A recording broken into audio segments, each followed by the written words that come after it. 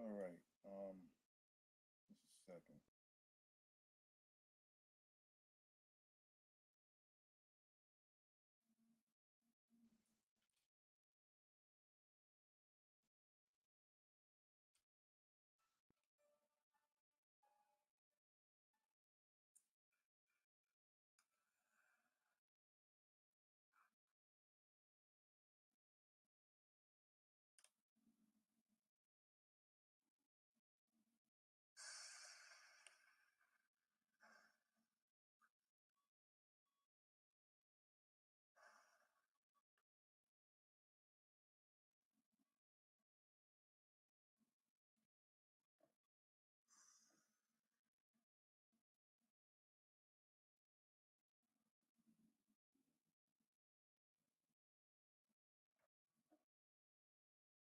What's up, everyone? Representing USA, Canada, International, Long Island, aka Strong Island, plus the five spots of Brooklyn, Bronx, Manhattan, Staten Island, and Queens. This is your man G Money Stacks, aka the Gregonator, YouTuber, host with the most, misunderstood lonely nomad, unstoppable independent podcaster, and rookie podcaster representing um Laurelton, Queens, New York. And you're rocking and hanging out with me on the 94th episode of Meticulous Vibe Juice Podcast. Um, Live and direct from StreamYard and alongside with YouTube and alongside of myself is the Instagram live feed. Make sure you turn on your notifications so you can be reminded of when the show is going to be on the air via live stream according to the times. So you can leave a like and a You can leave a like and a comment along with the episodes. Grab that subscribe button for me, and on the YouTube channel page of Meticulous Vibe Juice Podcast YouTube channel page, tap that noti bell. Of course, like I said, leave a like and a comment along with the episodes and review topics. Stay tuned for more video content, upcoming episodes, previous episodes, and of course, be sure to um be sure to tell a friend to another friend, and of course, be sure to catch up on all the episodes in case you miss any of them whatsoever. And I'll go over the streaming platforms on the go um, at the end of the show. So let me just cut to the chase. I'm gonna cut to the chase into some music Kool-Aid real quick. So grab your drinks, grab your water, your mimosas, your Gatorade, and all that other great stuff, and take a sip of this music Kool-Aid.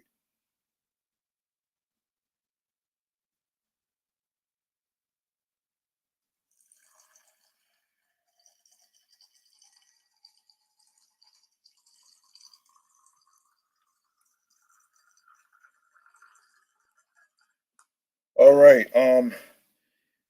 First music artist that we're gonna be reviewing today is a Brooklyn. It's based on Brooklyn music artists from Brooklyn. That's all we're gonna be reviewing today. It's Brooklyn artists from Brooklyn, rappers from Brooklyn to be exact. And alongside, we're gonna be reviewing some TV shows, and of course, including the Halloween joints. So happy Halloween, everyone! Especially if you're out there in the parade and all the other great stuff whatsoever. So um, be careful out there, and you know the jizz. Anyway, let's get to AZ. Okay, Anthony Cruz, better known by his stage name AZ, is an American rapper from Brooklyn, New York. He is known for being a longtime and frequent music partner of East Coast rapper Nas, and also a member of hip hop group The Firm, alongside Nas, Foxy Brown, Cormega, and Nature. Along, no, online magazine about.com listed AZ as the most underrated rapper of all time. Damn, he really is? Wow. Wow. AZ also made it onto the site's top 50 MCs of our time, 1987 to 2007, where he was reiterated as arguably the most underrated lyricist ever. Wow. That's gotta hurt right there, man.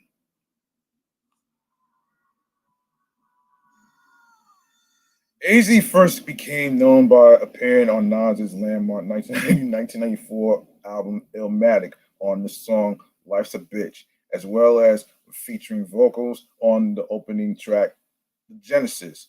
AZ signed with EMI and soon released his debut album Do or Die in 1995 to critical acclaim. The album's lead single Sugar Hill became AZ's major commercial success as a solo artist, reaching number 25 on the Billboard Hot 100 chart and achieving gold status. AZ's EMI contract was transferred to sister label No Tribe Records and Virgin Records. When the EMI label was the EMI label group was shut down. Oof.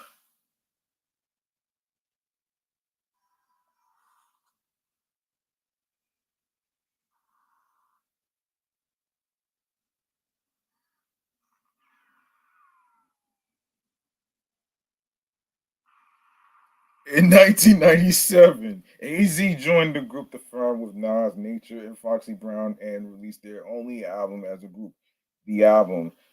In 1998, AZ released his second solo album, Pieces of a Man. The album fared well, but did not chart quite well as his debut and did not feature a crossover like Sugar Hill. Wow. Wow. That has to suck.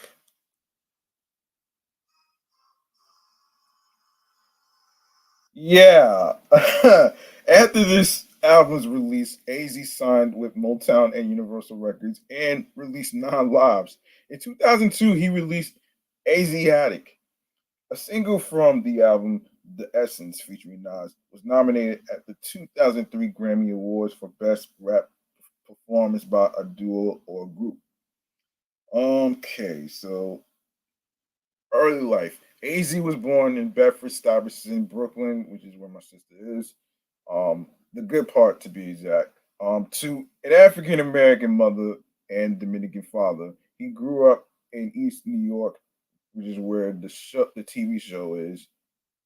East New York, Brooklyn, with his mother and sister.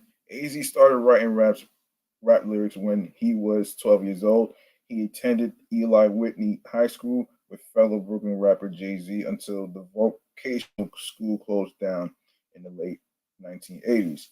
In the early 1990s, as a young rapper from Queens, Nas started working on his debut album, Illmatic, and invited AZ to work with him in the studio. AZ appeared on the album, the album intro and had a verse on Life's a Bitch. After Illmatic was released in 1994, EMI Records offered AZ a record deal. From 1995 to 2001, Do or Die, Pieces of a Man, and Nine Lives, of course.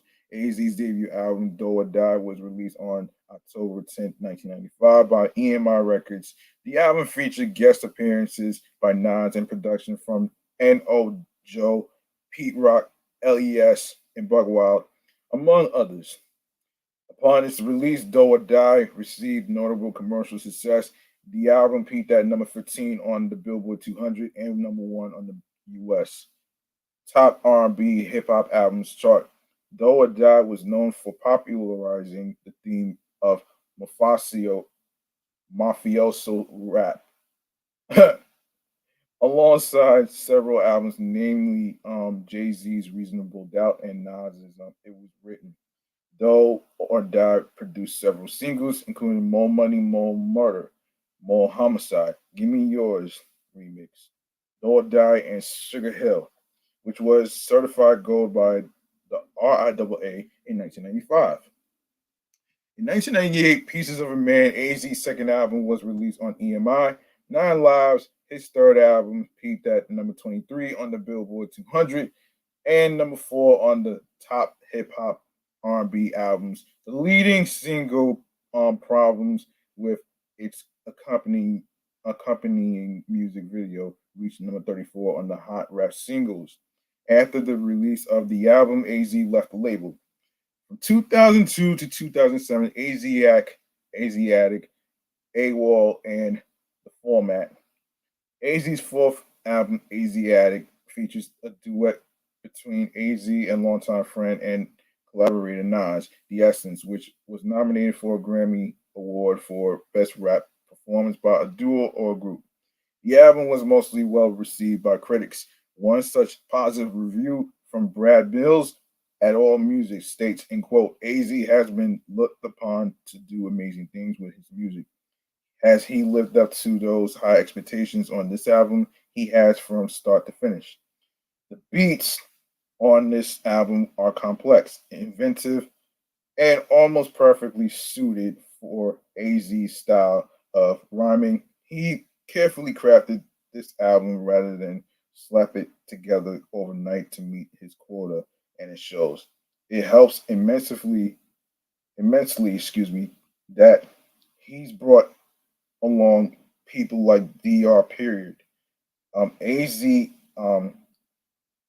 AZI is um Nas and Buckwild, but they don't outshine the younger AZ as he holds his own well.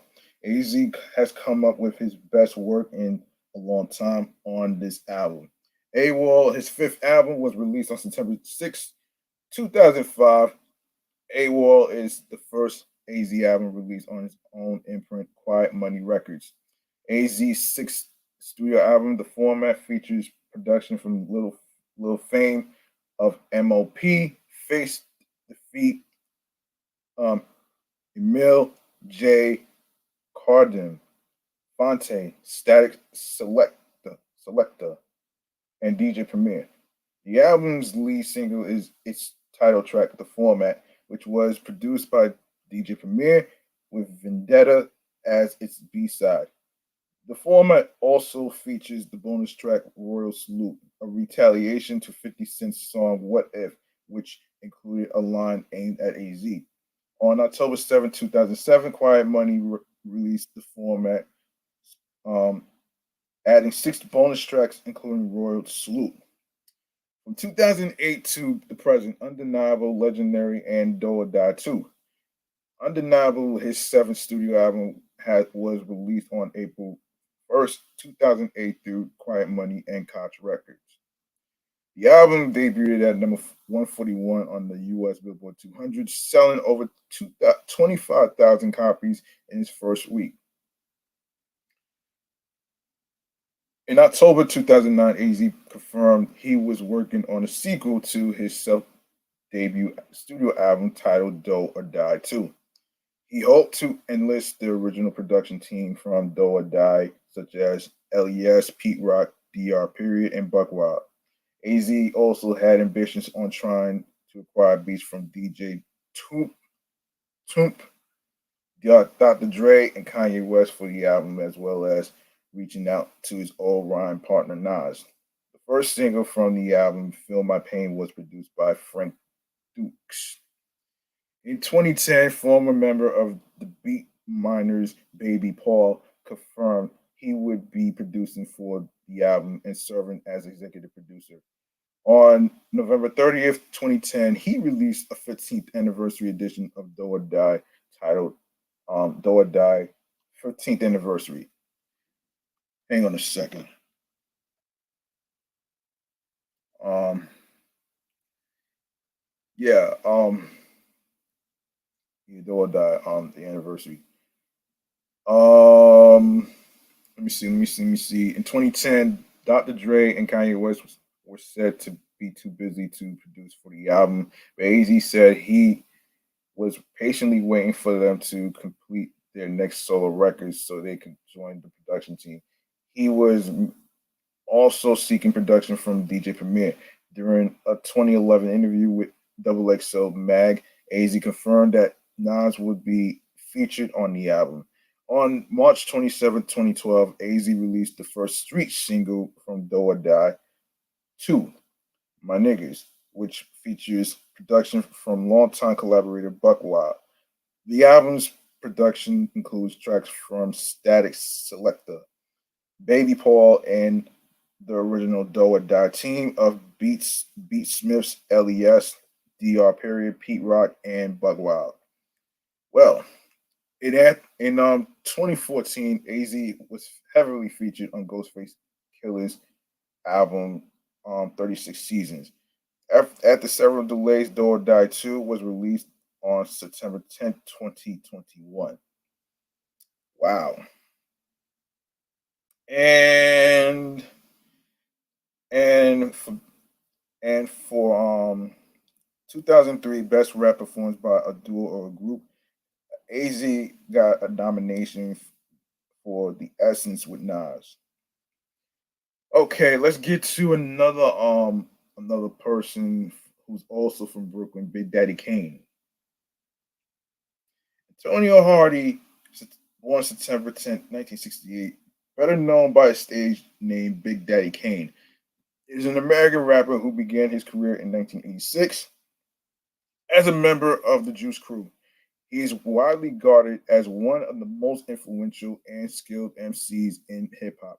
Rolling Stone ranked his song Ain't No Half Steppin' number 25 on its list of the 50 greatest hip hop songs of all time, calling him a master wordsmith of rap's late golden age and a huge influence on a generation of MCs. Let's see. Let me see. So we go to the 1980s. In 1984, Kane became friends with the late great Biz Markie, and he would co-write some of Biz's best-known lyrics. Both eventually became important members of the Queens-based Juice Crew, a collective headed by renowned producer Marley Marl. Kane signed with Tyrone Williams' Marley with Marl's manager and Len Fit, Fit, Fichtelberg's Cold Chillin' Records label in 1987 and debuted the same year with the 12th single Raw, which was an underground hit.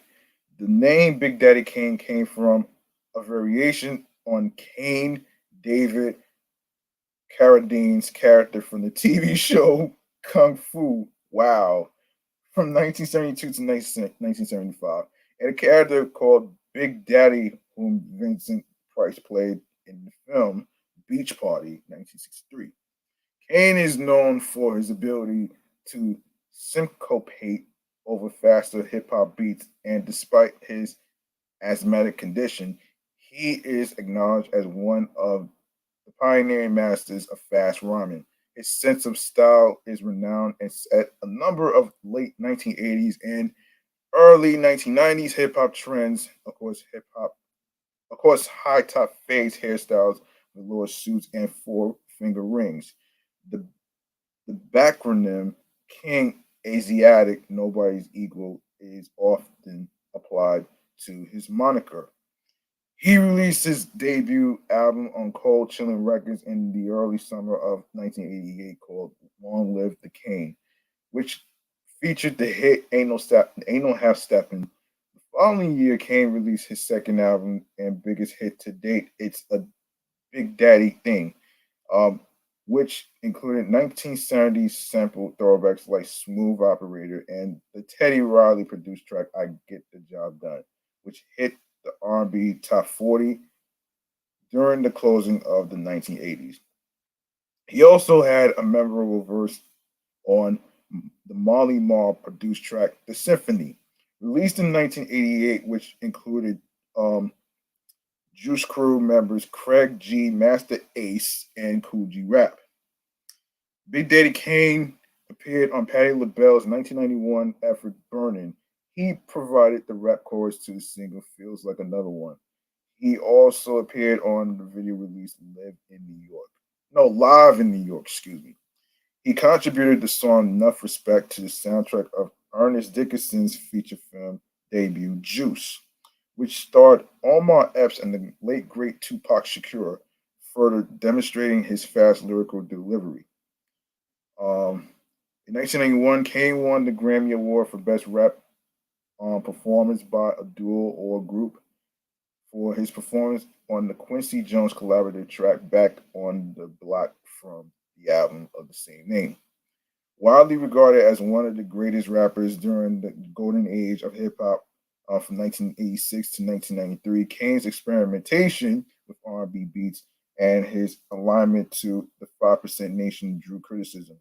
Later, later albums such as "Looks Like a Job for" were acclaimed, but he was never able to return to the commercial and artistic success of its Big Daddy thing. However, he still tours extensively. As an actor, he debuted in he debuted in Mario Van Peebles' 1993 Western Posse and appeared in Robert Townsend's 1993 film The Media Man. He also posed for Playgirl and Madonna's book Sex during the 1990s. During the early 1990s, Jay-Z toured with Kane, and Kane helped him early on in his career. Ice-T says, I actually met Jay-Z with Kane. Kane brought Jay-Z over to my house. Kane himself says that Jay-Z was not technically his hype man in the true sense of the term. He wasn't a hype man. He basically made cameo appearances on stage. When I would leave the stage to go change outfits, I would bring out Jay Z and Positive K and let them freestyle until I came back to the stage. Jay Z was also featured on Big Daddy Kane's track Show and Prove from Daddy's Home on 1984, as well as in the video. In 1985, Kane recorded with MC Hammer and the late great Tupac Shakur on the rap song Too Late Player, along with Danny Boy. He was also mentioned to singing, to signing, with Death Row East in 1996. In 1997, Kane teamed up with Frankie Cutlass on his third single titled "The Cipher Part 3" and some of Marley Marl Juice Crew veterans. In 1998, he released his final solo album, Veterans Day. It received mixed reviews and it did not sell well. However, Kane did not give up rapping and made many appearances in the 2000s. So we go to the 2000s. In 2000, Big Daddy Kane appeared on Tony Touch's The Peacemaker mixtape alongside Coogee Rap and KRS-One. A rejuvenated Kane occasionally collaborated with a variety of hip hop artists, including the Tribe Called Quest, Jurassic 5, Little Brother, and DJ Badu of the Beat Junkies. He released two singles. The Alchemist produced The Man, The Icon, and the DJ Premier produced Any Type of Way, on which he discusses urban collapse in post 9/11 New York City. Giuliani got New York looking like it's Amistad. Oh shit. And the erosion of the middle class. Big Daddy Kane appeared on the trip hop group More Chiba's 2003 single "What's Your Name." In 2005, Big Daddy Kane was honored during the VH1 Hip Hop Honors after a medley of hits performed by T.I., Black Thought, and Common. He came out to perform "Warm It Up Kane" with his old dancers, Scoob and Scrap. Yeah, "Warm It Up Kane" is actually one of my favorites. Yeah. Kane and Coogee Rap can both be seen briefly in Dave Chappelle's Block Party, the movie. In 2006, um, he appeared as a guest MC on the track "Get Wild Off This," produced by the Stanton Warriors for their Stanton Sessions Volume 2 Breaks Mix.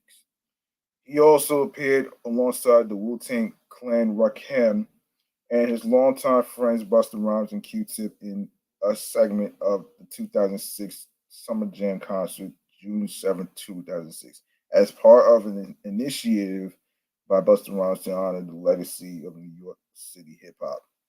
In 2007, a new track, BK Mentality, was released on the mixtape compilation Official Joints.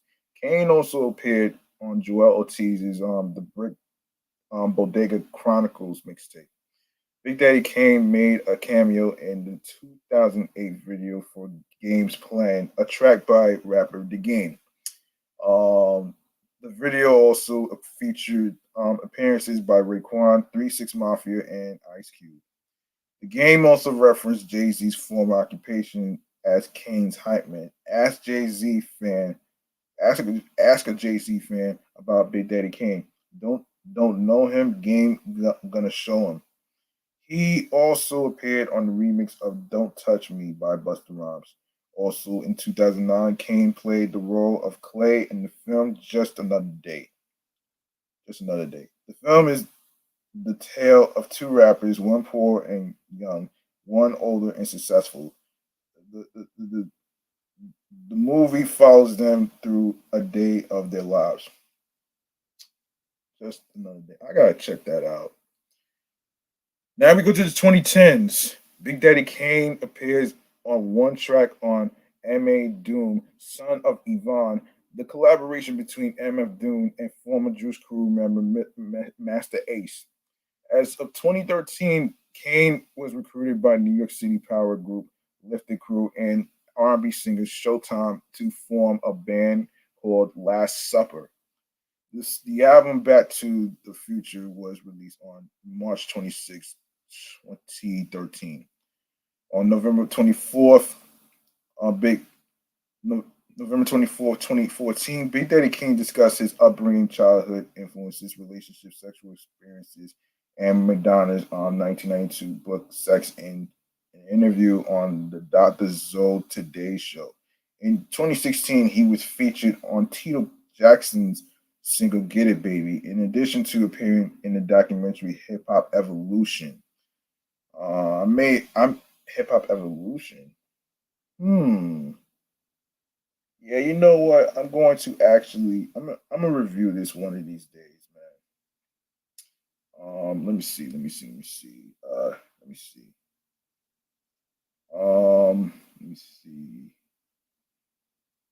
Yes, 2020s. In June 2020, Kane released the single "Enough." Aimed at addressing issues surrounding police brutality. And we're gonna go to his legacy right here. So Big Daddy Kane is regarded as one of the most influential and skilled golden age rappers. MTV put him at number 7 in the greatest MCs of all time list. He is placed at number 4 in Kumo D's book. There's a God on the mic. The true 50 greatest MCs. About.com ranked him number 3 on its list of the top 50 MCs of our time, and RZA listed him as one of his top 5 best MCs. In 2012, The Source ranked him number 8 on their list of the top 50 lyricists of all time. All Music says his best material ranks among the finest hip hop of his era, and his sex-drenched persona was enormously influential on countless future would-be players, and describes him as an enormously talented battle MC. Um, One of rap's major talents refers to his near peerless technique and first-rate technique and rhyming skills, and says he had the sheer verbal facility and razor clean dexterity to ambush any MC and exhilarate anyone who witnessed or heard him perform. Kumo D describes him as one of the most imitated MCs ever in the game and one of the true greatest MCs ever. Ice-T stated, in quote, "To me, Big Daddy Kane is still today one of the best rappers. I would put Big Daddy Kane against any rapper in a battle, Jay-Z, Nas, Eminem, any of them. I could take his raw swagger from '88 and put it up against any record from today. Kane is one of the most incredible lyricists, and he will devour you on the mic. I don't want to try to out rap Big Daddy Kane. Big Daddy Kane can rap circles around cats." Ha! That's the funniest thing I ever heard. That's the funniest shit I ever heard, man.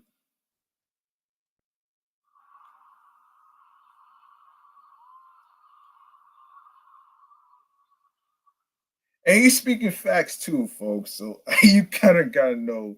You kind of gotta know what he's saying, though. Okay, so his first two albums are also considered hip hop classics, and Rolling Stone says he has received consistent critical kudos. In the book Wrap Up: The Ultimate Guide to Hip Hop and R&B, Cameron and Devin Lizerin say Big Daddy Kane is widely seen as one of the best lyricists of his time, and even today regularly gets name checked by younger dudes. And music journalist Peter Shapiro says Kane is perhaps the most complete MC ever.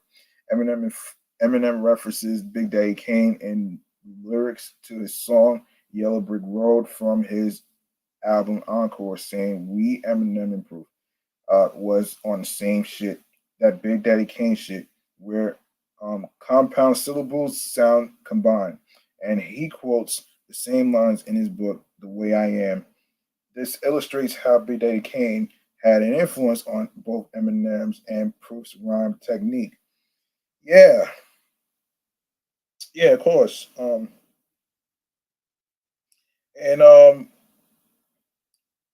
Also, Big Daddy Kane was a guest. I didn't even know he was a guest on Law and Order Special Victims Unit. I didn't even know he was on there. And yeah, he was featured in Dave Chappelle's Block Party as well. So yeah. Let's see. All right, let's get to Joey Badass for a second. Um, Jovan Virginie Scott, born January 19, January 20th, 1995, known professionally as Joey Badass, um, is an American rapper, singer, and actor. A native of Brooklyn, New York City, he is a founding member of the hip hop collective Pro Era, with whom he has released three mixtape as well as his numerous solo projects. Joey Badass released his debut mixtape 1999 in June 2012 to critical acclaim recognition, followed by Rejects in September and Summer Nights in July 2013. His debut studio album Before Dot um, um, D D A dollar signs was released in January 2015. In 2016, he made his television debut on the USA Network series Mr. Robot. His second and third studio album, All American Badass and 2000, were released in April 2017 and July 2022, 22nd, July 22nd, excuse me, 2022, respectively. Okay, so we go to all right, his early life. Okay, so Jovan Virginia. Yeah, I already mentioned that shit though. I already mentioned. I already mentioned that he was born January 20th, 1995. So and so Jovan Virginia Scott was born on January 20th, 1995, and was the first of his immediate Caribbean family to be born in the United States. His maternal family originated from the Caribbean island of St. Lucia, while his paternal family originates from the island of Jamaica. He was born in the East Flatbush section of Brooklyn, New York City. He was raised in Bed-Stuy and attended the Edward R. Murrow High School. He originally enrolled at Edward R. Murrow to study acting, but transitioned towards music around the time of ninth grade with focus on rapping. He started rapping under the name Joey OV, but eventually changed it to Joey Badass. He says that the name change is due to the media's focus on rappers with more cynical names, saying it was what sounded cool at the time, what fit his mood. He began writing poetry and songs at the age of 11, along with CJ Fly. He is a founding member of the collective known as Progressive Era, or Pro Era for short, which was formed by his high school friends Capital Steez and Powers Pleasant. Okay. From 2010 to 2014, beginnings and breakthrough. In October 2010, Joey Badass uploaded a video of himself freestyling to YouTube.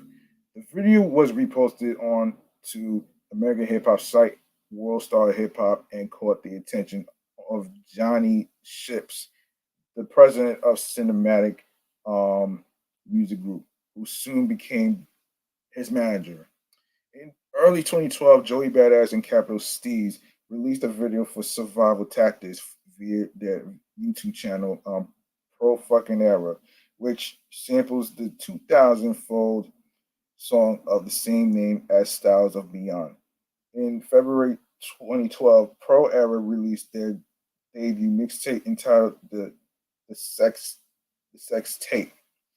Um, on March 21st, 2012, MTV News featured Joy Badass verse from the video during a Rap Fakes live segment and subsequently appeared as a featured guest on Sucker Free the following month. The song was succeeded with the video premiere of Hard Nut featuring CJ Fly on MTV2. On June 12th, 2012, Joey Badass released his debut solo mixtape, 1999. This album was only released to music streaming platforms such as Spotify and Apple Music in 2018. A video for the song Waves was released in June 2012. The mixtape immediately increased his popularity in the underground scene. The mixtape was named the 38th best album of 2012 by Complex Magazine and the best mixtape of 2012 by Hip Hop DX. On September 6th of the same year, he released another mixtape titled Rejects, which featured all the tracks that did not make it on the 1999 mixtape. Subsequently, American rapper Mac Miller reached out to Joey Badass through Twitter to collaborate. He appeared on the song America from the mixtape Mechadelic and opened for Miller at the Roseland Ballroom in April 2012. Alongside with headliner Juicy J, Joey Badass and Pro Era performed on the Smokers Club One Hazy Summer Tour, presented by Echo Unlimited and livemixtapes.com. The 30-day tour began in July 2012. He was featured on the Posse Cut track One Train off ASAP Rocky's album Long Live ASAP 2013, which also features Action Bronson, Kendrick Lamar, Yellow Wolf, Big Crit, and Danny Brown. In December 2012, it was rumored that Joey Badass would be signing to Jay-Z's Rock Nation record label, but in January 2013, he dispelled the rumors, saying he would rather stay independent than sign to a major label for the time being. On December 21st, 2012, Pro Era released the Peep, the Apocalypse mixtape. um, on November 9th, 2012, Joey Badass released a track with Absol produced by Lee Bannon called Enter the Void along with Waves. These songs were his first official releases to retail.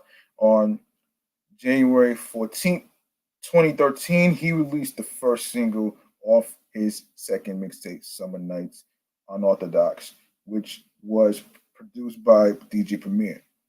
On February 8th, he released a music video featuring Big Crit and Smoke Dizza titled Underground Airplay. The song was featured on the Echo Unlimited mixtape. By March 5th, 2013, he released the music video for Unorthodox. On March 21st, 2013, he began the Beast Coast concert tour with Pro Era, the Underachievers, and Flatbush Zombies. On March 26, 2013, it was announced that Joey Badass would be a part of Double XL Magazine's 2013 freshman class. On October 2013, Summer Nights EP was released. It featured 4 songs from the mixtape of the same name and 3 new songs, including a remix. Upon release, the EP debuted at number 48 on the U.S. Billboard Top R&B Hip Hop Albums chart.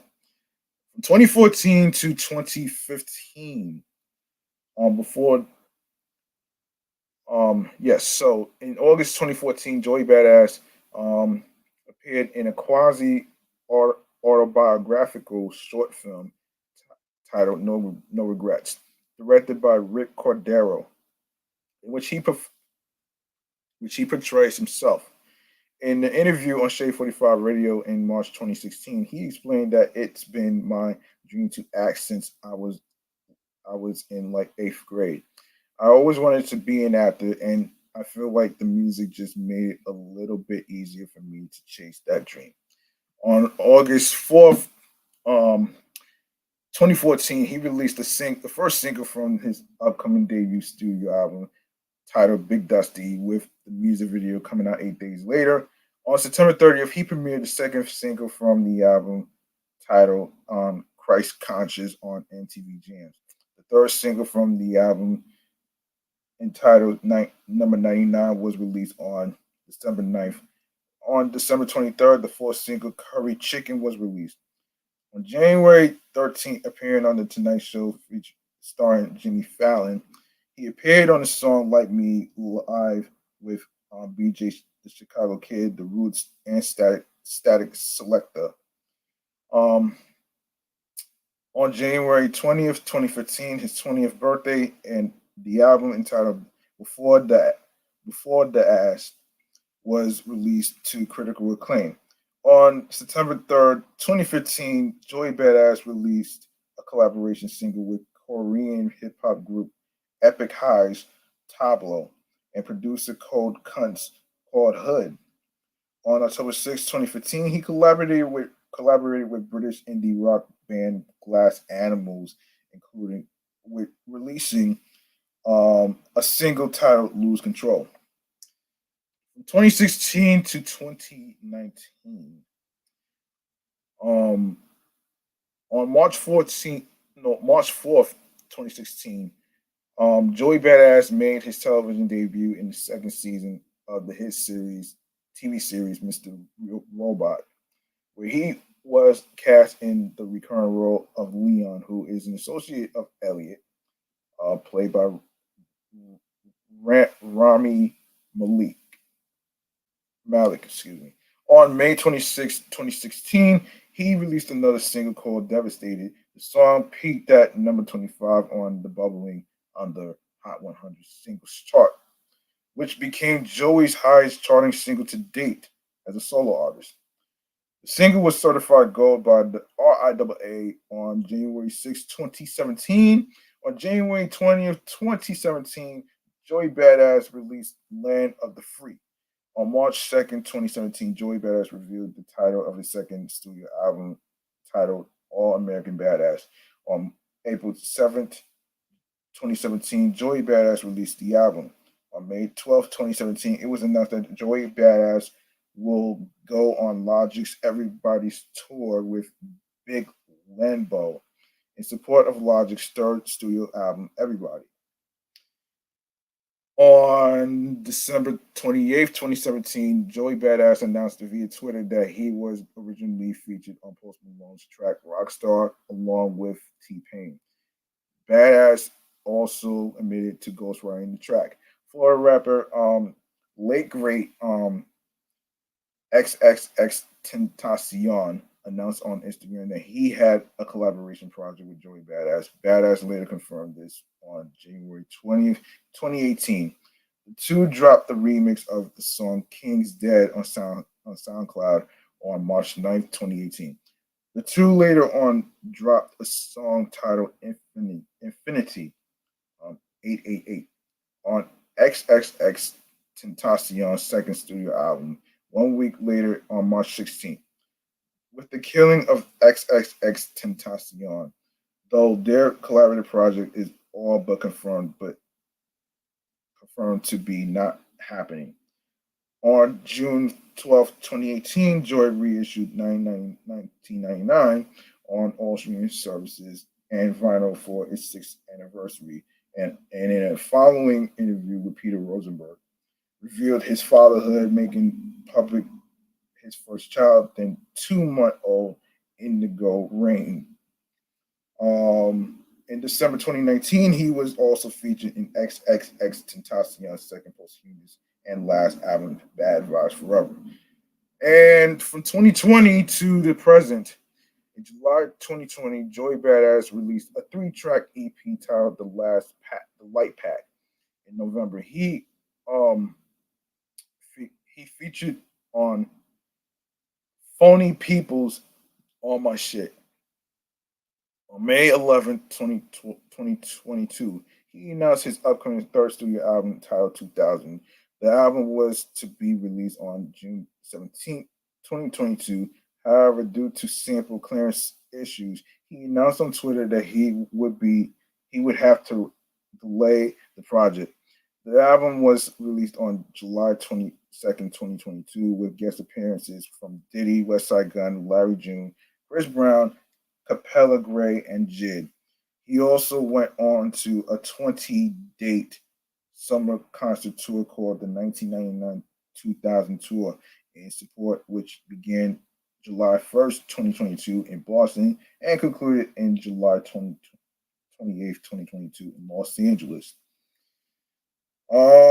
Influences in the interview with XXL, Joey Badass stated that he was influenced by Nas, Tupac, Black Thought, MF Doom, Jay Dilla, Andre 3000, Jay Z, and the Notorious B.I.G. He has been compared to rapper Big L and Nas during his Illmatic era.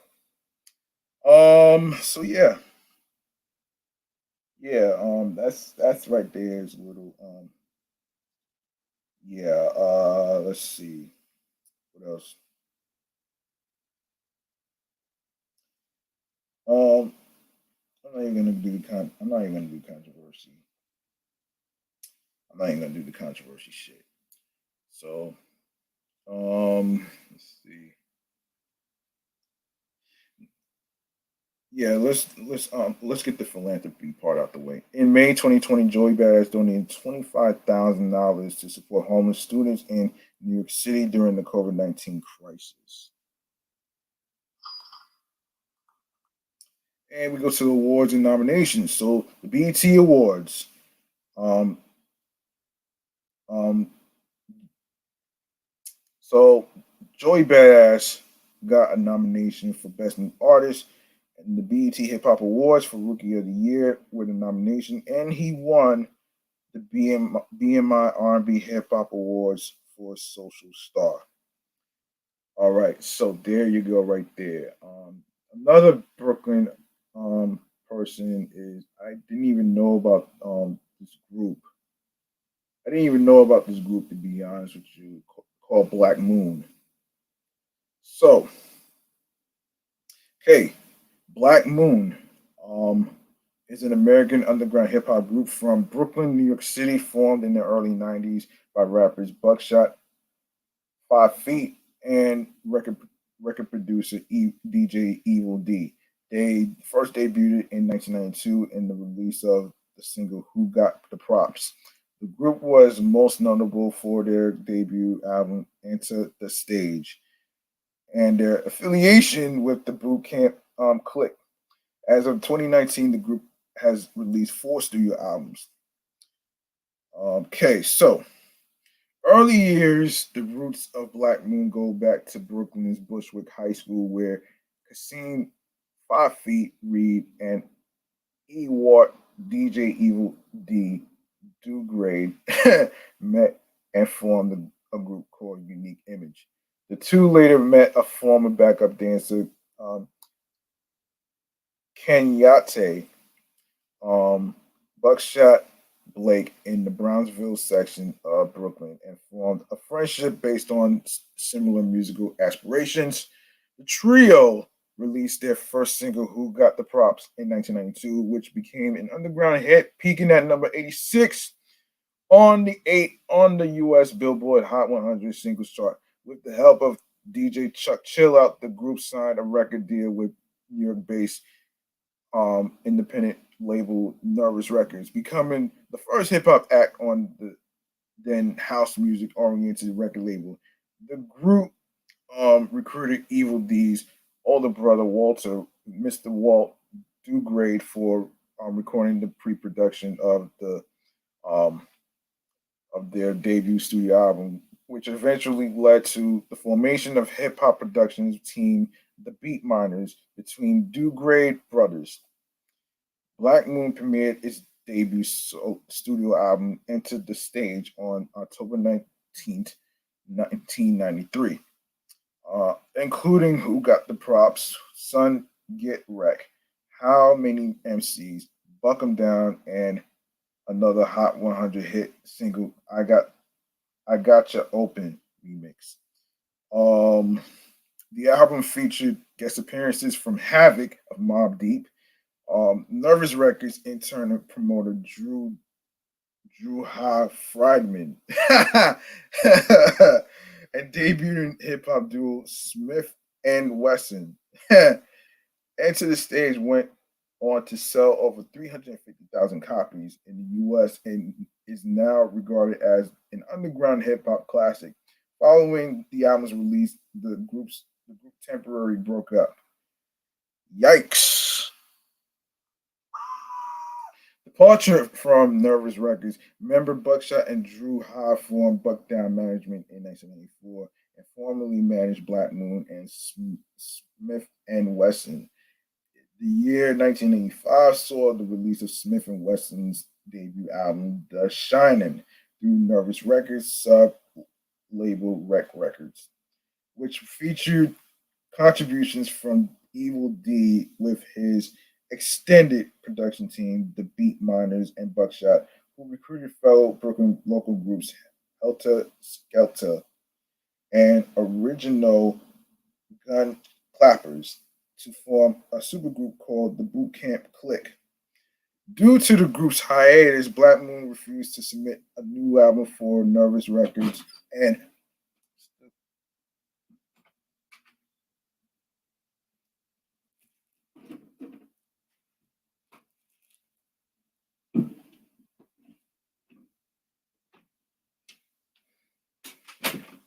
yeah, sorry about that. Oh my god, sorry about that.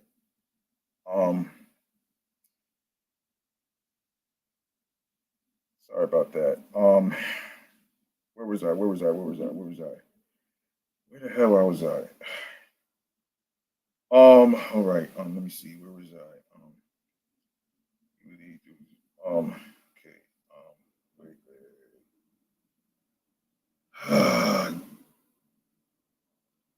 Yes. Refuses tile digging in the vault. Um. Oh my gosh, man. Hold on. Where was I? Where was I? I'm sorry. I got a little distracted. A little bit. Anyway, where was I? Um. Okay. So. Um. Yeah. Okay, due to the group's hiatus, Black Moon refused to submit a new album for Nervous Records and were dropped from the label. However, in late 1996, Nervous Records released a Black Moon compilation album titled Digging in the Vaults, which featured a number of remixes uh, and B-side tracks. The album was not authorized group by the group as the label bootlegged it and became entangled in a legal battle over the licensing rights of their group name, which lasted for a number of years. The case was finally settled in 1998, and the group was able to license its name through Nervous. And in 1999, the group released its long-awaited second album, Warzone, through Priority Records.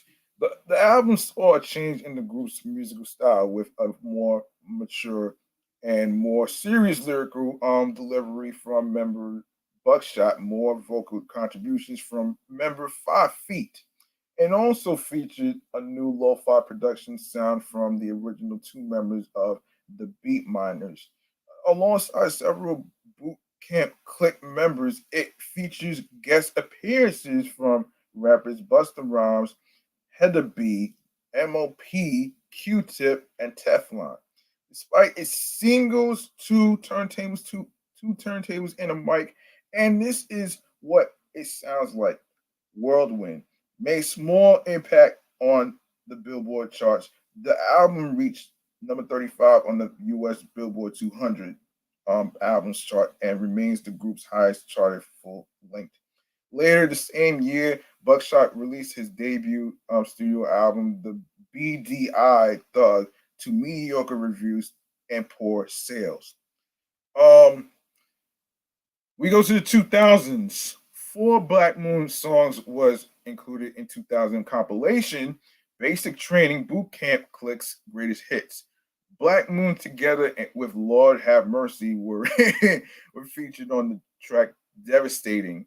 That's Us from the Beatminers debut album Brace for Impact, released in 2001. Black Moon returned in 2003 for the release of its third album, Total Eclipse, which is the first Black Moon album featured production from outside record producers other than the beatmakers. Produced the underground hit Stay Real and Pressure is Tight, as well as two music videos shot for the single Stay Real, and this goes out to you. The album, like the group's previous efforts, received good reviews, but it wasn't able to reach outside the underground hip hop audience. DJ Evil D continued production with the Beat Miners, um, and Buckshot continued to work with the Boot Camp Click. In 2004, the group released a documentary film, Behind the Moon. In 2005, Buckshot released a collaborative album with producer Knife Wonder titled Chemistry. In 2006, DJ Evil D and Mr. Walt released a mixtape titled After the Chemistry, which paired Buckshot's vocals from the Chemistry album with classic Black Moon beats. Member 5 Feet provided his first appearance on Boot Camp Click album Casualties of War with the song BK All Day. From 2008 to 2009, Buckshot has released his second collaborative album with Knife Wonder titled The Formula, followed by a studio album with KRS-One titled Survival Skills, both to appear on the Billboard 200. Yeah. We go to the 2010s. It was recently confirmed by the group in 2011 that it started recording its fourth album together called Dark Side of the Moon, and to be entirely produced again by the Beat Miners with um possible new members to its production team. However, the event did not happen until 2019 when the group scheduled to reunite for their first album in 16 years. The trio's fourth studio album entitled Rise of the Moon was released on October 18th, 2019, featuring guest appearances from Method Man Rock of Helter Skelter and the group's longtime collaborations, Swift and Wesson. Okay, so all right, so let's get to what else can we talk about here? Hold on a second. I think that's about it for music. Wait, hold on a minute here. Hold on a minute here. Hold on. Okay, I think that's about it for music artists. We're gonna go into TV mode right now, man. In the chillax man cave popcorn lounge right here, man. All right, so let's get into it right now, man. Yeah, I'm not gonna do the side effect of eating this time. I'm gonna use something else. Yeah, I'm gonna use something else though. Hold on.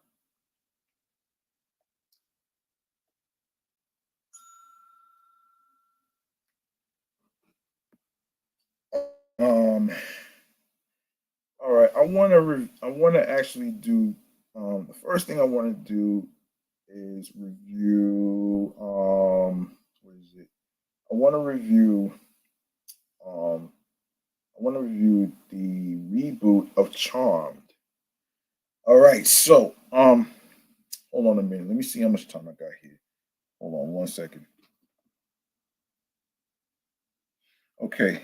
Um, so Charmed is an American fantasy drama television series um by Janine Snyder, Armin, Jessica O'Toole, and Amy Rawdon. Give me one second. Let me just drink a little water real quick.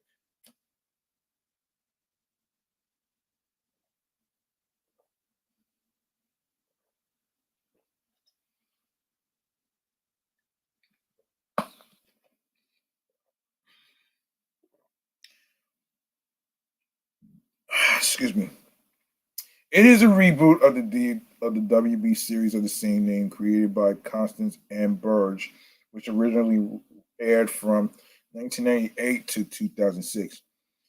Charm premiered in the United States on October 14, 2018. On the CW, Carter um, Covington served as showrunner for the first season before married duo Liz Kruger and Craig Shapiro took over for the second and third seasons. Jeffrey Lieber, Joey Falco, and Nikki Renner replaced Kruger and Shapiro as showrunners for the fourth season. Whew. Let's see. So, all right. So, let's see. All right. So, here it is.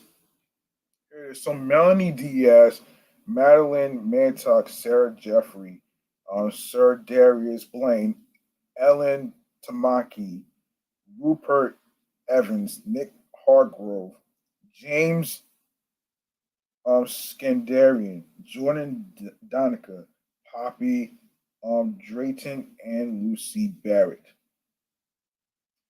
Okay,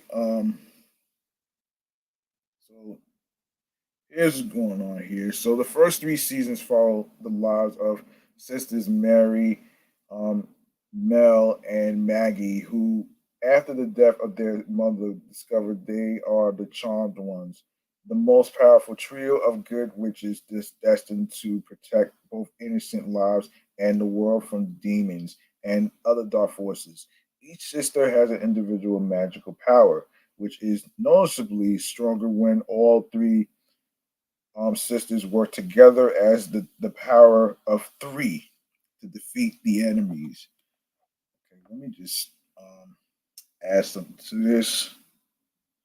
Let me just add something to it though. Hold on a second. Hold on a second now.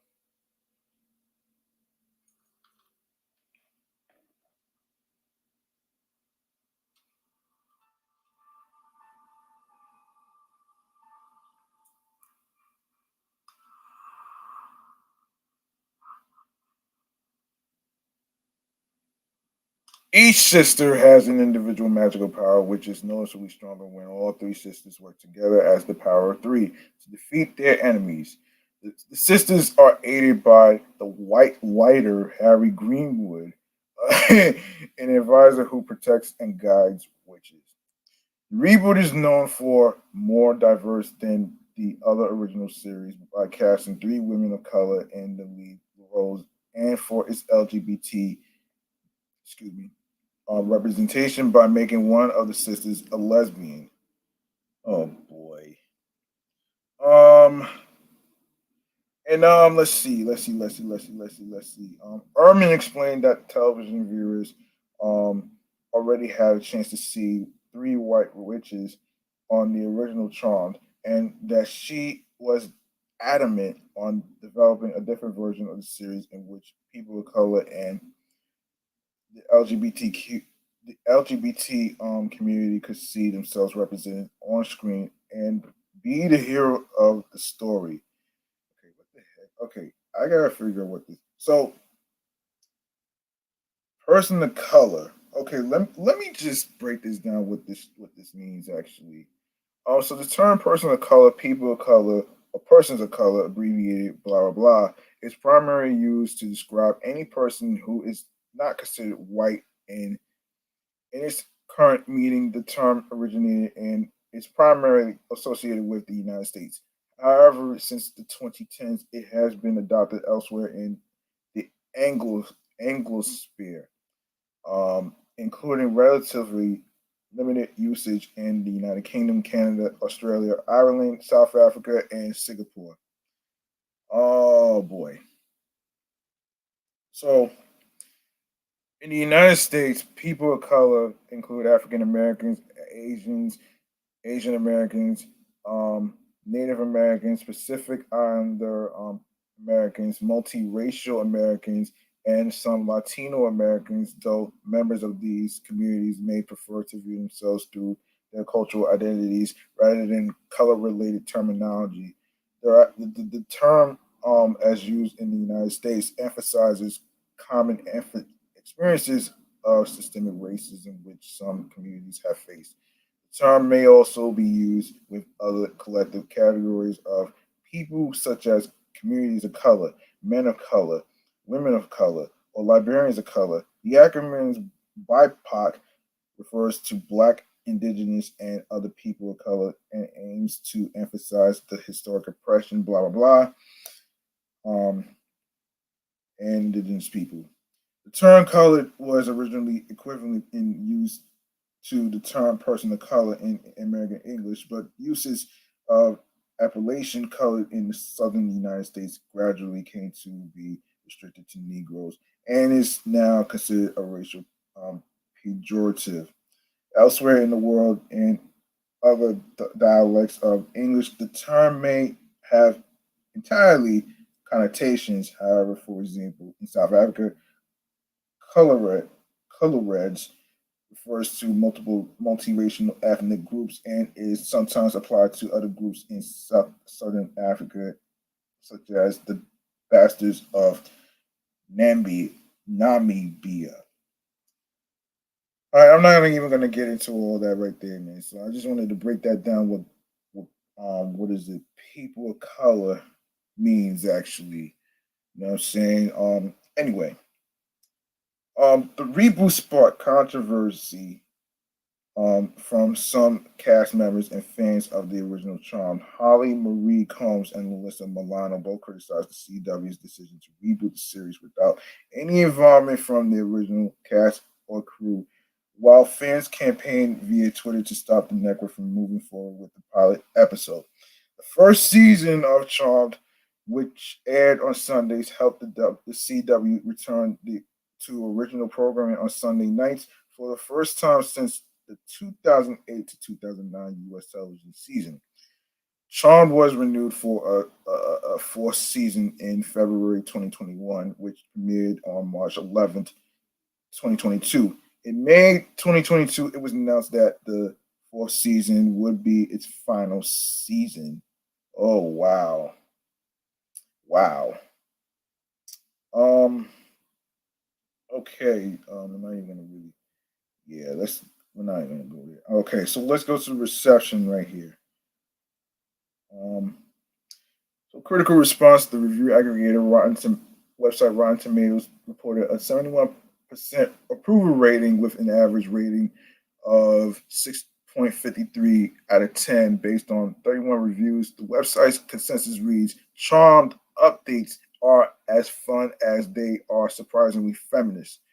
With a sharper focus, it could conjure up an even stronger show than the one that came before it. Metacritic, which uses a weighted average, um, assigned a score of 55 out of 100 based on 13 critics, indicating mixed or average reviews. All right, so the Leo Awards, Charm. Oh, so Rick Pierce for Other Women got a nomination for Best Stunt Coordination Dramatic Series. And Saturn Awards, Charm got a nomination for Best Fantasy Television Series. Teen Choice Awards, Melanie Diaz, who you may know from Fruitvale Station, um, Choice Sci-Fi Fantasy got nominated for Choice Sci-Fi Fantasy TV Actress. Um, and Charm got a nomination for Choice Sci-Fi Fantasy TV show. And we go to the Joey Awards. Isla Sunna won the award for Best Featured Actress in a TV series 5 to 7 years old. And we go to the Leo Awards again. Matthew Bergeron won for Best Design Dramatic Series and is from Safe Space. And we go to the Young Artist Awards. Isla Sunna again won for Best TV Series Guest Artist. I'm not even gonna really hold you, but this is crazy. Um, yeah, I'm not even gonna hold you with the whole shit though. I'm not gonna do controversies because that's not what this is. I'm not even gonna go into the controversy shit though, man. I'm not gonna do that. So now we go to the Vampire Diaries. Yeah, let's go there. Let's go to the Vampire Diaries. So the Vampire Diaries is an American supernatural teen drama television series developed by Kevin Williamson and Julie Plec, based on the book series of the same name written by L.J. Smith.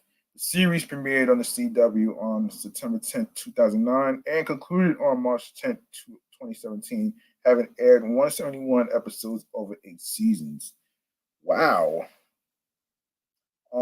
So it is with Nina Dobrev, Paul Wesley, Ian Somerhalder, Stephen R. McQueen, Sarah Cannon, Kat Graham, Candace King, Zach Rohrig, Kayla Ewell, Michael Trevino, Matt Davis, Joseph Morgan, and Michael Malarkey. Okay, so let's go to all right. So the pilot episode attracted the largest audience for the CW of any series premiere since the network began in 2006. The first season averaged 3.60 million viewers. It became the most watched series on the network before being supplanted by Arrow. The show has received numerous award nominations, winning 4 People's Choice Awards and many Teen Choice Awards. Um, in April of 2015, lead actress Nina Dobrev, who played Elena Gilbert, confirmed that she would be leaving the show after its 6th season. Dobrev returned to record a voiceover for the 7th season finale and returned as a guest star in the series finale. In March 2016, the CW renewed the series for an 8th season, but in July of that year, announced the 8th season, consisting of 16 episodes, would be the show's last. The final season began airing on October 21st, 2016, and ended March 10th, 2017. The concepts and characters developed in the series served a launch a media franchise that includes other television series, web series, novels, and comic books. The television series, the originals, went from 2013 to 2018, which also aired on the CW, which was the first major entry in this collection of connected works, followed by a spin-off of the originals entitled Legacies, which is from 2018 to 2022, which aired on the CW as well. So let's see. I'm not even gonna go to the series overview. I'm not even gonna do that. I'm not gonna do that. Let's go to the reception. So critical response, we have Rotten Tomatoes and Metacritic, 71% for Rotten Tomatoes, 28 reviews. Metacritic gives it 57 of 31 reviews to be exact. 100%, 12 reviews for Rotten Tomatoes, 78 Metacritic, 5 reviews. 90%, 10 reviews, 69%, 16 reviews, 100%, 13 reviews, 79%, 16 reviews, 78, 13 reviews, and 100%, 16 reviews. That's 8 seasons. Wow. So, the Vampire Diaries initially received mixed reviews, which through the course of the show improved significantly. Metacritic gave the show a score of 57 based on the reviews of 31 critics, indicating mix of average reviews. Entertainment Weekly gave the pilot a B plus, declaring that the show signals a welcome return to form for writer producer Kevin Williamson. Reviewer Ken Tucker ended his review by saying that Diaries promises us a season of sharp tongue amusement. Linda Stacy of the New York Post gave the premiere a perfect score, saying that she was hooked after one episode. Stacy praised the pacing of the episode and the vicious, bloody vamp action, which starts in the opening scene and continues throughout the Vampire Diaries with such ferocity and speed that it's truly scary. Conversely, San Francisco Chronicles Tim Goodman gave the episode a highly critical review, calling the series awful. Goodman disliked the dialogue and hoped that the extras of Buffy the Vampire Slayer would return and, and mass to eat the cast of the Vampire Diaries plus any remaining scripts. Ah, man. Many TV critics felt the series improved with each episode. Sarah Hughes of The Independent says the Vampire Diaries turns into a well crafted, interestingly developed series despite a mediocre opening episode.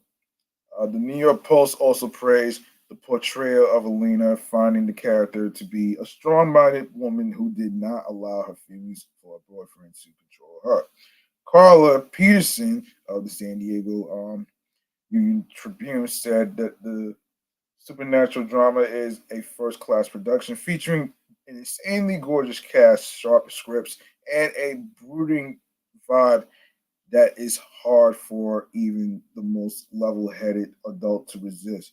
Mike Hale of the New York Times gave the series an honorable mention on his list of the top TV shows of 2009. The show's second season opened to favorable reviews. On Metacritic, it has a score of 78 out of 100, based on reviews from five critics, indicating generally favorable reviews. As the series progressed and developed into the third season, critics praised the portrayals of the main characters and the development of the female characters, such as Alina Gilbert, played by Nina Dobrev, Bonnie Bennett, played by Kat Grant, and Caroline Forbes, played by Candace King. All right, so the third season finale, The Departed, received critical acclaim. Diana Steenbergen of IGN praised the episode and the writers for clearing up a couple of storylines and making all of them come to a head. She also praised Debrow's performance in this episode, addressing her behavior as another reason the final revelation from Meredith was more shocking and believable. Similarity, Mandy Beerley of Entertainment Weekly reviewed praised the writer's skills in creating a more unexpected final twist.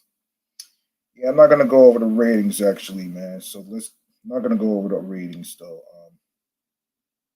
I am not gonna go over the ratings and shit though. So okay. So what the hell, man? So this is crazy. Um, what was the nominations? Let's get to that. So Alma Awards. Okay, so Michael Trevino got a nomination for favorite TV actor, supporting role in a drama, and he also got nominated for favorite TV actor, supporting role in a drama. So the Vampire Diaries for Do Something Awards got a nomination for Best TV Drama. Ian Somerhalder got a nomination for Best TV Star Male. And Damon Salvatore and Elena Gilbert won for Ship of the Year. The, and this is MTV Fandom Awards. The Vampire Diaries received a nomination, Fandom of the Year TV Dramas. Ship of the Year, Bonnie Bennett and Damon Salvatore got a nomination.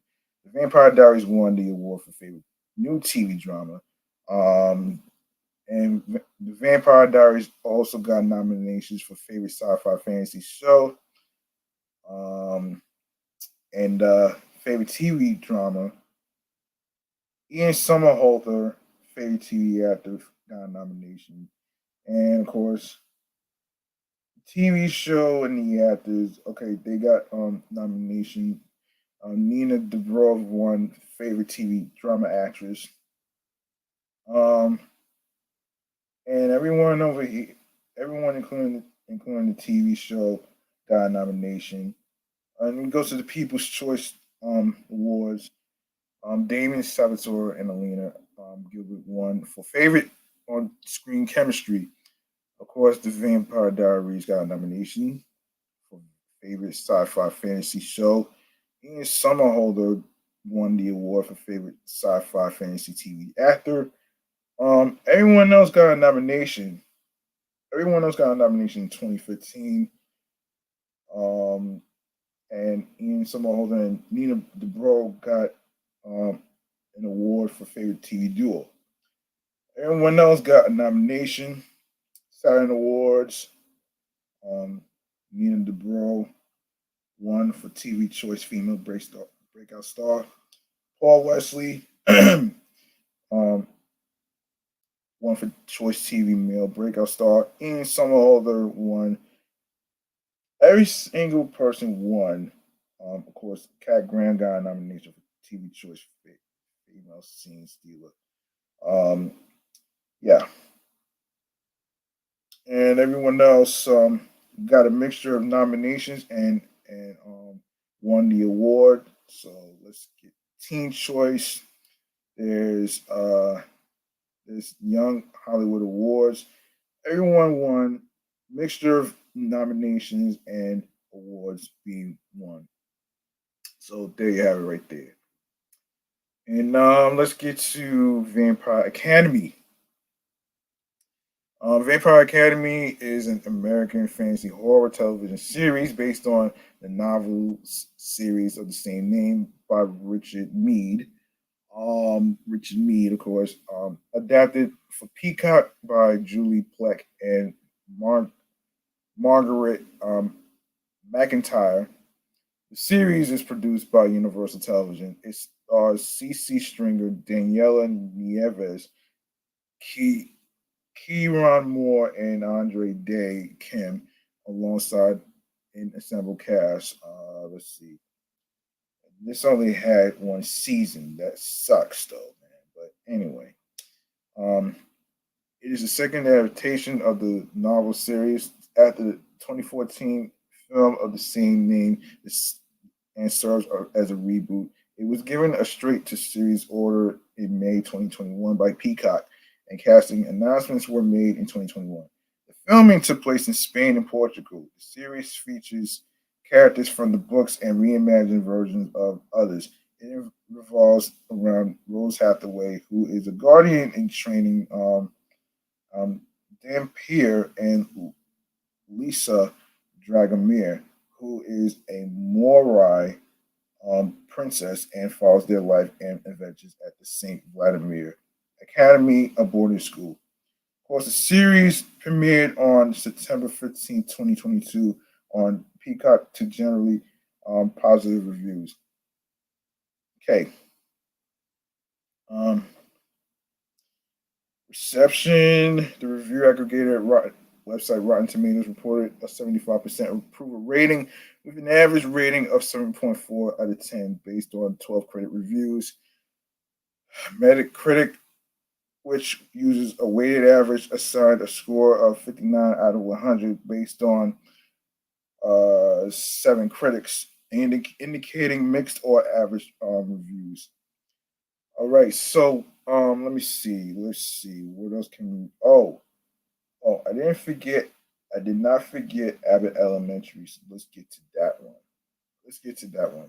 Um, all right, so Abbott Elementary. I didn't get a chance to watch the second season yet, but Abbott Elementary is an American mockumentary.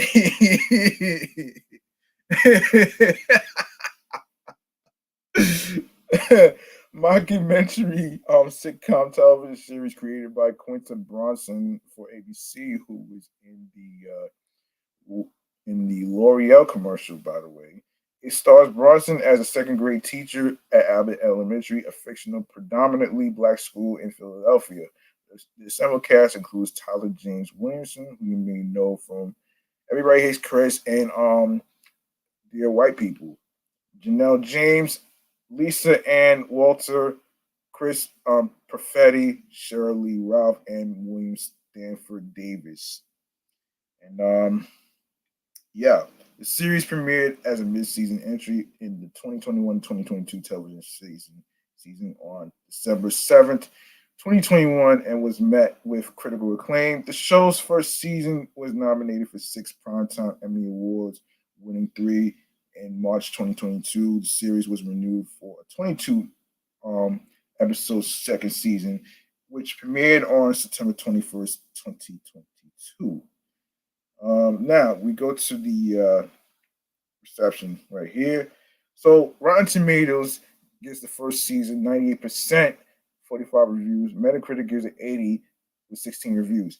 Second season, 100%, 11 reviews. 90% Metacritic gives it is from 8 reviews.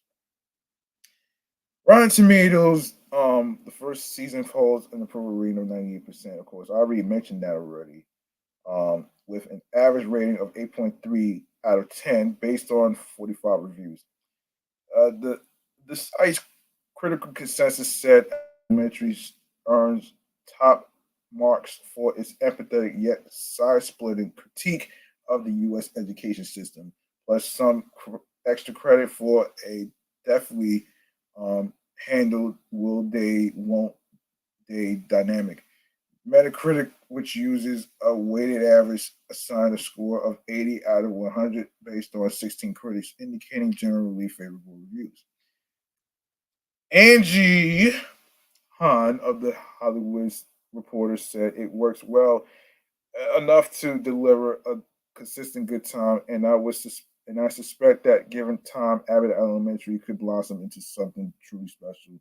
Han also said the first episodes are a willingness to deal with class head on, while also finding humor in the character situation, and concluded that Abbott Elementary is crowd pleasing. On Rotten Tomatoes, the second season has received an approval rating of 100% with an average rating of 9 out of 10 based on 11 reviews. The site's critical consensus reads, class is back in session, and the plucky teachers of Abbott Elementary remain an absolute delight. With creator star Quentin Bronson's savvy and sweet sensibility honed to perfection. Meanwhile, Metacritic has reported an average rating of 90 out of 100 based on 8 reviews, indicating universal acclaim. I'm not going to go over the ratings with you folks, so I'm not going to do that. So, it did receive some awards, actually, and this is from the Black Real Television Awards. Abbott Elementary, Quinta Bronson. Okay, let's hold on. Outstanding Comedy Series, Outstanding Actress Comedy Series, Quinta Bronson. Tyler James Williams also won for Outstanding Supporting Actor Comedy Series. Janelle James also won for Outstanding Supporting Actress Comedy Series, and Shirley Ralph got a nomination. Matthew A. Cherry, Quinta Bronson also won for Outstanding Director Comedy Series. Outstanding Writing Comedy Series, Reggie Hayes, nomination for Outstanding Guest Actor Comedy Series. Orlando Jones won that. Abbott Elementary Best TV Comedy won the award. Quinta Bronson Best TV Performance. Janelle James also got nominated for Best TV. Okay, so Best TV Performance, Best Supporting TV Performance. Okay, Abbott Elementary Best Broadcast Network Series Comedy won the award. Quinta Bronson also won for Best in Actress in a Broadcast Network or Cable Series Comedy. Um, Chris Perfetti, Tyler James Williams also got nominated for Best Supporting Actor in a Broadcast Network or Cable Series Comedy. Janelle James also won for Best Supporting Actress in a Broadcast. Also won. And Shirley Ralph got a nomination along with Randall Einhorn. Also got nominations. Okay, so that's the Hollywood Critics Association Awards. Let me just speed up the pace. 2022 Humanitas Prize. Um, Quinta Bronson, Justin Halpern, Patrick Schumacher, Randall Einhorn, Brian Rubinstein, Scott Sykes, and Jordan Temple got a nomination for Outstanding Comedy Series. Primetime Emmy Awards. Quinta Bronson, Tyler James Williams, Janelle James all got nominations. So Shirley Ralph won the award. Um, Quinta Bronson for Outstanding Writing for a Comedy Series, Outstanding Supporting Actress in a Comedy Series, Outstanding Lead in an Actress in a Comedy Series, Outstanding Supporting Actor in a Comedy Series, Wendy O'Brien Primetime Creative Arts Emmy Awards, won for Outstanding Casting for a Comedy Series. Program of the Year, Abbott Elementary also won for Outstanding Achievement in Comedy, which is from the Television Critics Association Awards. Quinta Bronson also won for Individual Achievement in Comedy. Janelle James got a nomination. And, everything else is just pending. So there it is right there. That's a good show to watch, though. I recommend that you check that out as well. Okay, so let's see what else. Okay. All right, let me just get to before I get to the video game chamber, let me just go ahead and fill you in on what the What podcast is about, though. I'm trying to speed this up so I can eat. Sorry about that if I'm speeding up, but hold on a minute. All right, all right,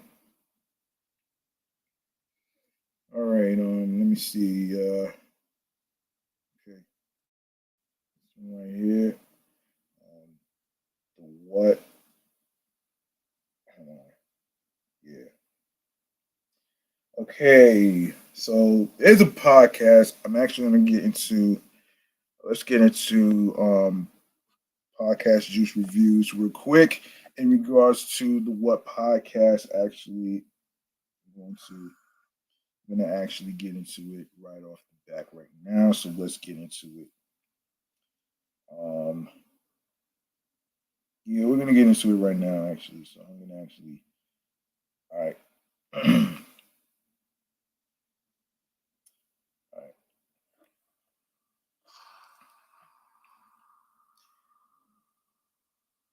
Okay, now for those of you who may not know what the what hip hop questions and list legends and lists is about, it's basically each week the what poses an unanswered yet nagging question discussed in hip hop circles, barbershops, and street corners. And each week our hosts Mouse Jones and Nala Simone help you find the answers. New episodes dropping every Monday. They just did 2 seasons, so they just did 2 seasons already, so you might want to check it. You might want to check it out on where you get your podcast, which is they are on Black Effect, alongside with iHeartRadio and Spotify and everywhere else where you get your podcast from. So go check that out. All right. Now we can go to hold on a second. Hold on a second. Now we can go to the hold on a minute. Hold on a minute. Now we can go to the video game chamber. The video game chamber. Let's do this, man. Um, let's let's do this.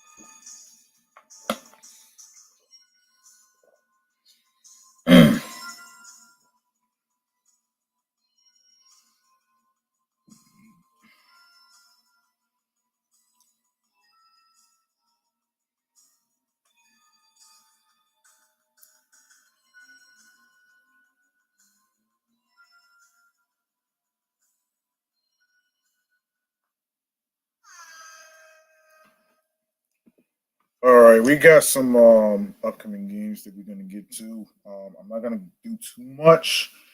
I'm just gonna go over. All right, so we got Wise 8 Lacrim Lacrimosa of Dana. We're gonna get into that actually, and we got Call of Duty Warzone 2.0 for PlayStation 5, Xbox Series, PlayStation 4, Xbox One, and PC. Also coming out on the 16th. This is the 15th actually. I actually covered. Ghost Simulator 3, PlayStation 5, Xbox Series, PC, November 17th. And of course, Marvel's Spider-Man Miles Morales for PC, November 18th. Um, I will go over the review in the next episode, actually. But for now, we're gonna get into Wise what is it, 7 or 8. Yeah, let's get into that right now. Um, all right. So the Wise series has always captured the heart and soul of an adventurer. Throughout its nearly 30-year run, developer Nihon Falcon has complemented fun exploration with adrenaline-pumping boss battles, all starring its iconic red-headed protagonist, adult Kristen Wise. What is it? 8. Hold on, wait. 6, 7. Yeah. Wise 8 stays true to the franchise's core values, but those elements plays off each other wonderfully, creating an engaging gameplay loop that had me glued to the game for hours on end. Wise 8 puts exploration front and center. After a vicious monster attacks ship transporting Ado and various others, they end up stranded on a deserted island overrun with strange creatures. Oof, I would not want to be caught dead with strange creatures, man. I would not want to be caught dead with strange creatures, man, to be honest with you, man. Yeah, that would be scary for me. But to survive, Ado must gather resources, build up a base, and find a way off the island. During his journey, he can recruit fellow passengers to jobs on the base, such as a blacksmith, tailor, gardener. Watching your headquarters grow is exciting, and it was one of my favorite parts of the experience. I love venturing off to explore more of the island than coming back with new materials to craft better things. The vibrant island also has mysteries to uncover, taking you to deserted pirate ships and ancient towers. Some sections of the vast landscape are blocked off until you recruit more members or attain certain gear. Special gloves let you climb vines to reach new areas, while another item allows you to breathe underwater.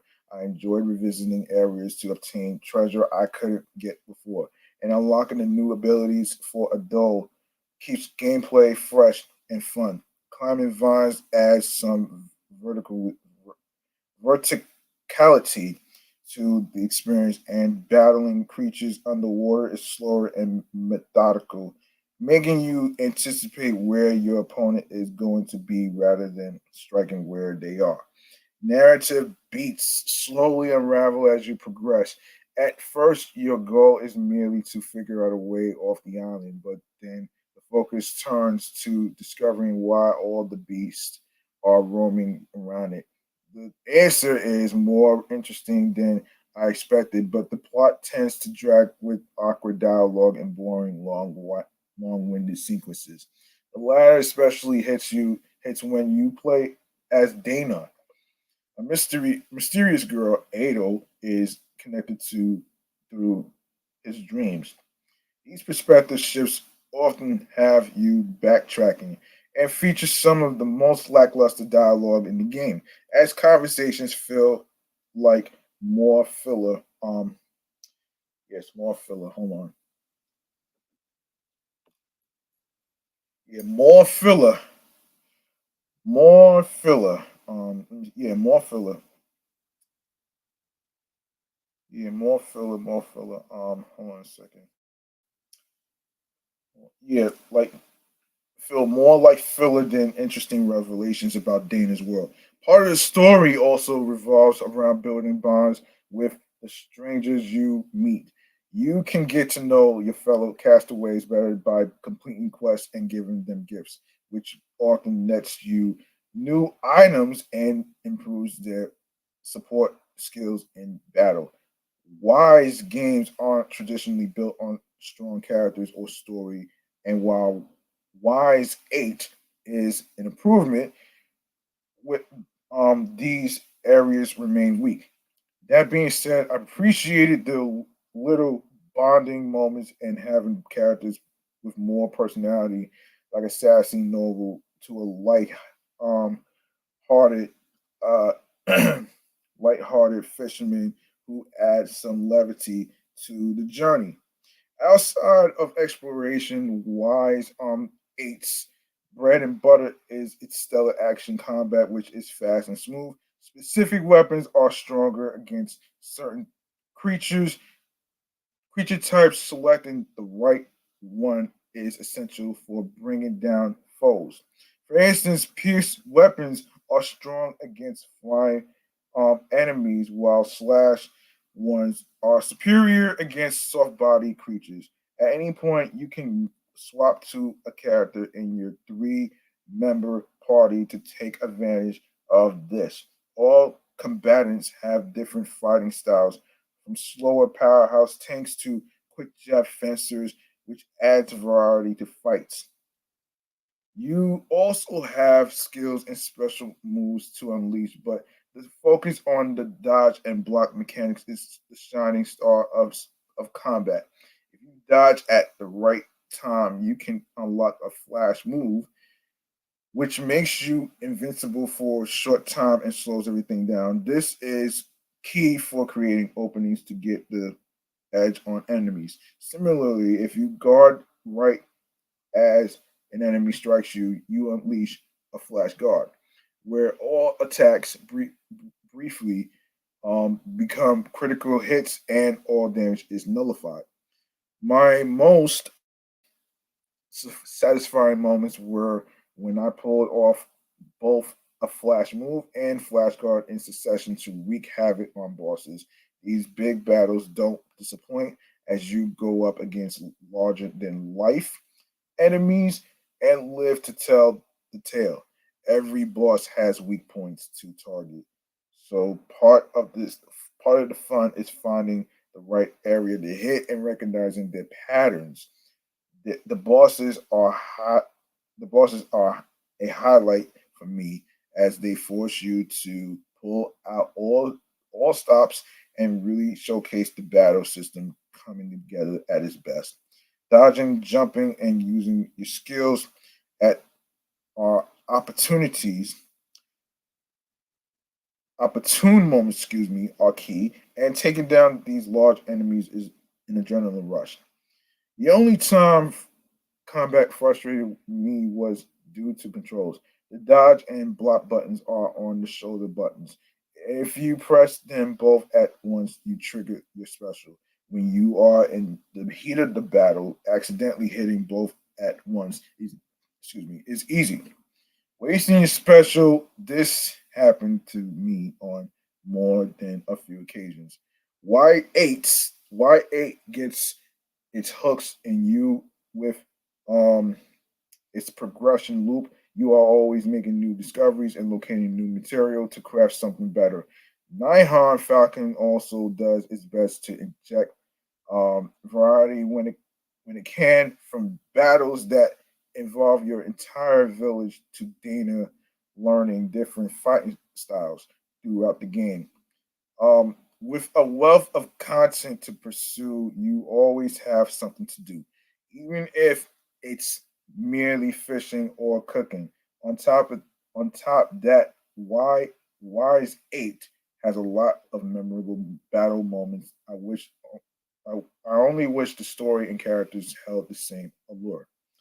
In concept, explore a mysterious island, uncover its mysteries, and live to tell the tale.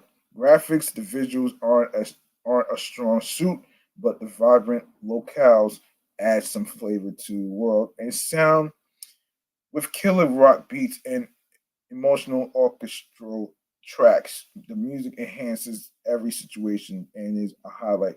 The voice acting is adequate, but isn't memorable. Playability to Wise 8 has a steady learning curve, um, never making anything too complicated. However, later boss battles were much more of a challenge for me with their demand for Twitch skills. Entertainment, building up your base, making new discoveries, and fighting intense boss battles. Wise 8 is a hard adventure to put down, and moderate is the replay. So there you have it. Okay, that's gonna do it. That's gonna do it for this episode right here. Of course, you are more than welcome to make a charitable donation to my Cash App.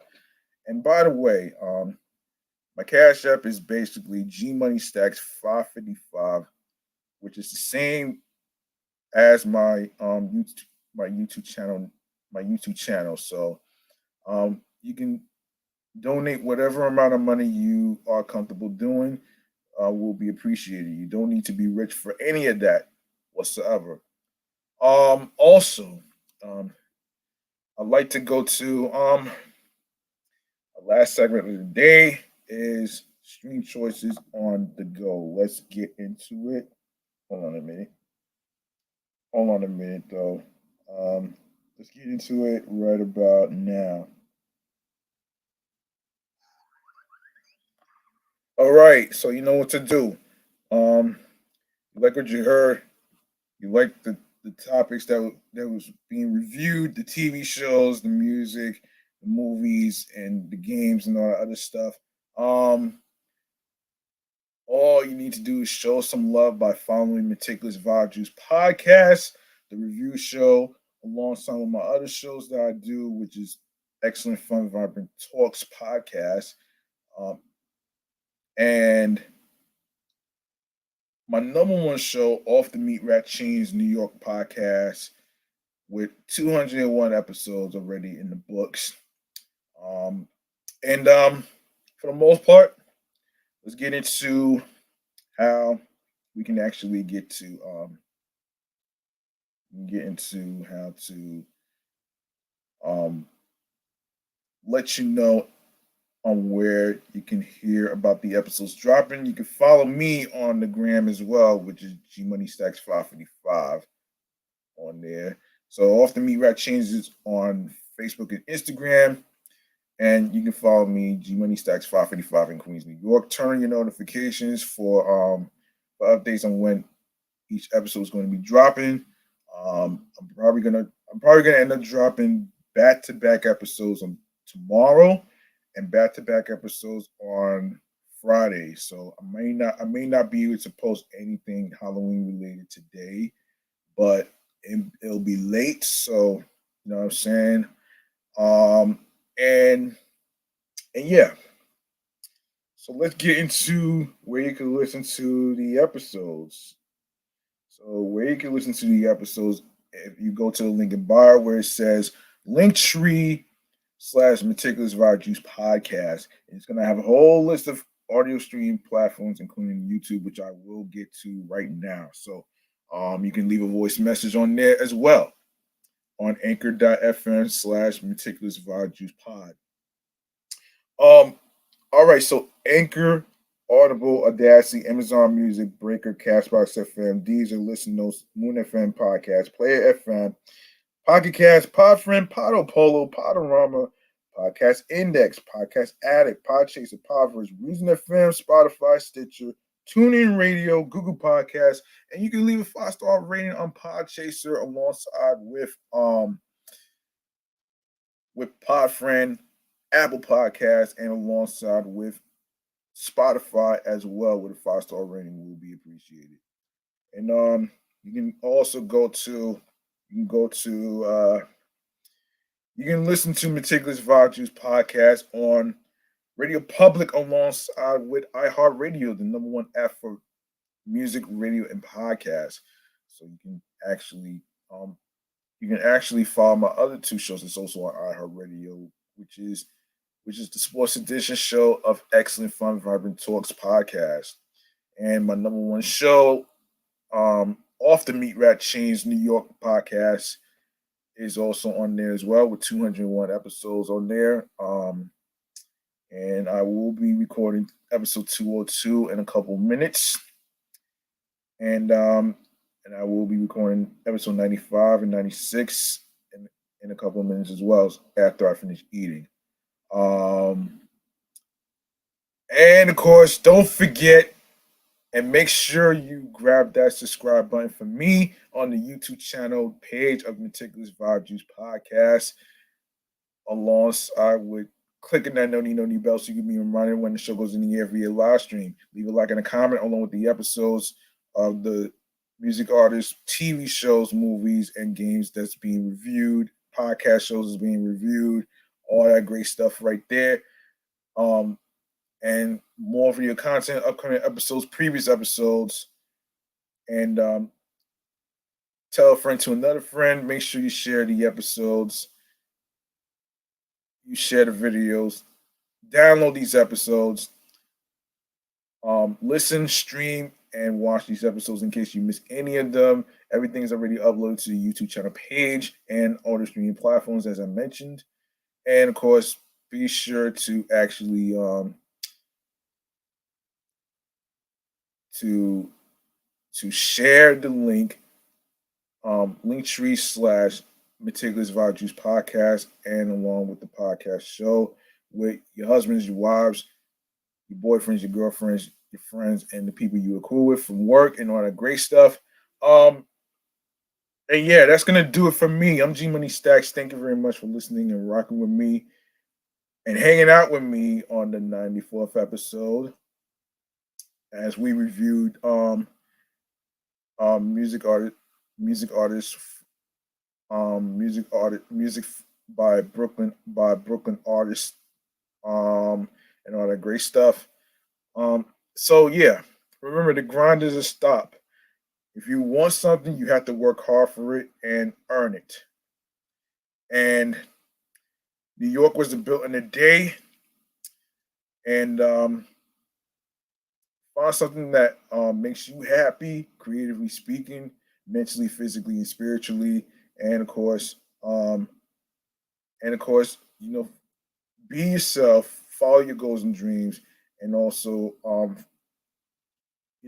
look for things that get you into your zone, along with some tunnel vision with some ideas, and don't let anybody tell you you can't do certain things whatsoever.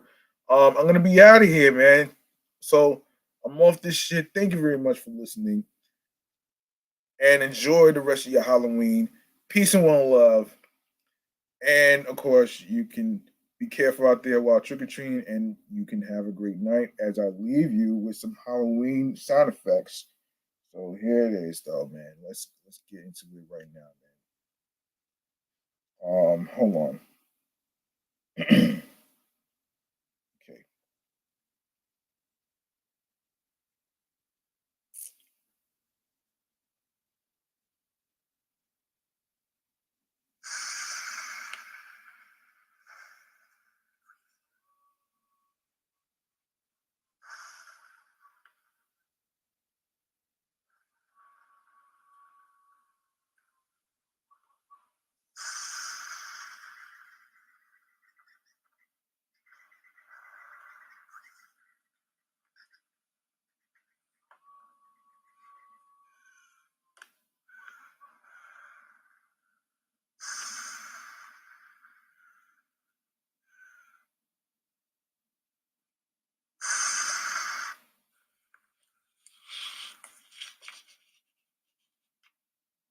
Yeah.